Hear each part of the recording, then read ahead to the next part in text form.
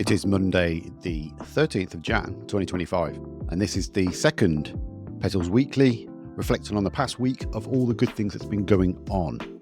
So as we're getting back into the swing of things for 2025, I've been getting quite productive, quite enthusiastic, got a lot of new energy after the festive break and downtime, but I've got loads and loads of ideas of things I want to be doing and some quite big moments to enjoy this year. Throughout the week, I've been gathering some thoughts around the Petals app that we're working on. We'll have some insights into our house finesse plans for the year. And I'll also be touching on concepts I've learned about this week, a Japanese concept called Ikigai. So let's start off with, what is Ikigai? I think one of the big things for me this week has been around purpose and intentionality. It's a bit of a buzzword, I guess, but I've been thinking a lot lately about my personal purpose, like what are my key skills and strengths, and how am I different and what is my USP? Why should I bother doing things like this? And it's not because I don't want to, I just want to make sure I get the right message across with the right audience. Earlier in the week, I was listening to an audiobook about the Japanese concept of Ikigai. I put out a post on my blog and on my socials to see if anyone had heard of it. Very limited response. A couple of people reacted. I don't think it's very commonly known. You know, we hear a lot about Kaizen and Kanban and other Japanese sorts of concepts and theories. This one's a little bit lesser known. I'd recommend reading into it or even listening to the same audiobook I did. But what I like about it, it overlaps your personal purpose in life with health and well-being for a long and prosperous life. It's based on a lot of communities in Japan who have a very calm and happy long life. So they talk a lot about diet, sleeping patterns, and community, and well-being, and all those sort of very important things that we talk about when, especially with Petals, is the serenity part, how stressed we really are. For me, I also want to make sure that I'm managing that, but also giving it a reason. Those little tips and tricks as well, even just sort of connecting with your neighbours. It's good for you. It's good to go out for a little walk, meet your local friends, have a chat.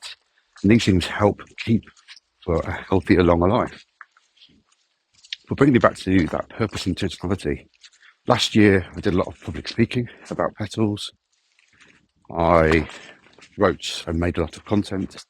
I also want to do that again this year, but I don't want to just do it for the sake of it. I want to do it for the right reasons. You know, I've set out some of my goals for this year, which is to relaunch the Petals web app. I want to get some other organisations using it, but I also want to get some results out of it.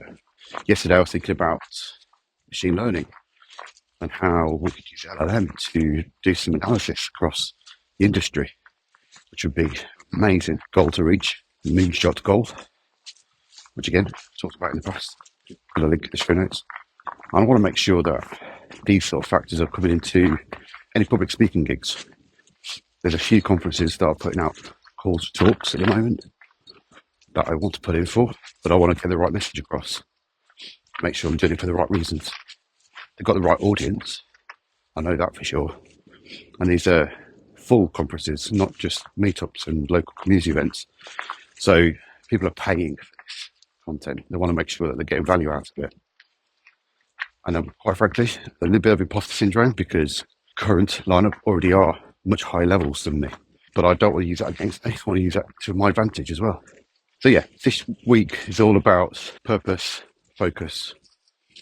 I've been getting quite productive with content. I put a bit of a content plan around my year to align all my goals, not just with Petals, but with the House Music podcast. I'm recording an interview today with one of my long favourite artists, which will be fun.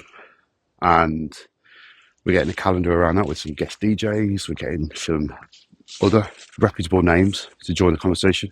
And I'm also thinking about how I can restructure the podcast into 2 different forms, along with newsletters and all that side of things as well. So it's been quite a productive week. I've managed to get a content calendar together. I've organised it for the team, the relevant teams to see that as well. And I'm getting the conversation flowing. I've also been trying to get a better balance of what makes me happy. Again, part of the Ikigai logic was make time for those things that make you happy. Listen to some music or anything that is calming, that's not a distraction in today's modern society. And as whilst I like to make the most of my morning walks with the dog by listening to some educational content or some podcasts, I do find I'm just doing it for the sake of it, not just for personal joy. I'm always trying to think of, what else is that? What is that else there? I need to enjoy my walks as well. So what I've started to do now is give myself a blink. It's one of the Blinkist audiobooks. Once that's finished, music time. Got a Spotify playlist I can use to just relax and take in the walk. Obviously doing this audio content is not the same, but I really like the fact I've got a good balance. It's like 20 minutes of education, learning, enjoyable learning, and then 20 minutes, half an hour of just music and escapism. Again, nice little trick I'd recommend anyone to try. Another thing that's been quite enjoyable to see this week is the reactivation of enthusiasm in one of my side project communities on the side. You can tell it's the start of the new year when people start getting ideas about what they could do for their little side projects. So our community on the side, there's been a few people dropping in this week that have not been in there for a while, which I'd love to see. And I've asked the question, what are your goals for this year? What are you thinking of playing around with? I don't want to make it too formal, but what ideas have you got? And again, it's quite cool to see the response. Some people are playing around with habit tracking and health data. Some people are looking at just making content, like hobby. You've got musicians, you've got illustrators, you've got a range of things like that. But for me, it's just great to see this newfound enthusiasm. But what is it about the start of the year when we do this? Why doesn't it last any longer than a few months generally? For me, this is why I set the community up. I want to try and encourage people to keep and sustain that enthusiasm. So I need to think about more creative ways of getting the community involved and thinking about how they're going to get their little side project lives. That was the original purpose of this community. Everyone comes up with great ideas, but they never see it through. They get bored. They hit the 90% mark. And I'm like, get it live, push it live, ship it. So I'm just working out how we can get the team behind that. I'd love to have a chat with them all. But again, the nature of how we work and this being a very casual, hobby-focused community, there's no real good time when everyone's available. I've tried in a lot of evenings. Again, very limited. A lot of these people are parents as well. So, and even with young children, so it's difficult to plan around that. I need some ideas. I need to get these people enjoying their side projects and sharing what they've made. It's all about the fun part for me. It's not necessarily for business or career or professional. That can wait. This is hobby. This is fun. This is off the back of a lockdown that completely threw out all our habits, and things are starting to settle down a bit more now. And I really want to keep that momentum going.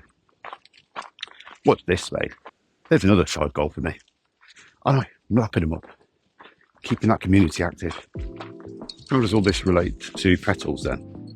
What I'm trying to get across here are all the little examples of how all the factors of productivity, being productive, getting things done, overlaps with things like enjoying yourself, working with others in teamwork, learning stuff, but also keeping that balance of serenity. That's the PETALS factors, and that's why they're so important to the things I do. These are self-identified metrics I came up with 3 years ago now, and I've regularly tracked and reviewed and adjusted This is the key point to Petals as well.